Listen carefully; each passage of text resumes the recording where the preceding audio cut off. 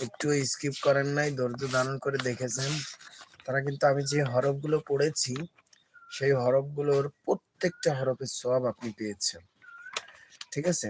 তো এইভাবে যদি লেগে থাকতে পারেন পুরো রমজান মাস জুড়ে, তাহলে কিন্তু আপনি কোরআন খতমের সওয়াব পাবেন এবং আপনার মরে যাওয়া পিতা মাতা আত্মীয় স্বজন তাদের নামে সদকা করতে পারবেন। হ্যাঁ, কোরআন খতম করতে পারবেন শুনে শুনে। ঠিক আছে? যেহেতু আপনি পারেন না, তাহলে আপনি শুনে শুনে রমজান তালুকদার কোরআন শিক্ষা ইউটিউব চ্যানেলের লাইভ গুলো শুনে শুনে আপনি নিয়ত করবেন যে আমি ইনশাল্লাহ একটা কোরআন খতম করব। তো সেই হিসেবে আপনি কিন্তু আল্লাহ তাআলার আমল নামাই আপনি কিন্তু কোরআন খতমের যে সবটা আপনি পেয়ে যাবেন। তো এগুলো আপনি হাদিয়া করে দিতে পারেন আপনার আত্মীয়র নামে, আপনার মা বাবার নামে। হ্যাঁ, তাদের কবরে আযাবকে কমানোর জন্য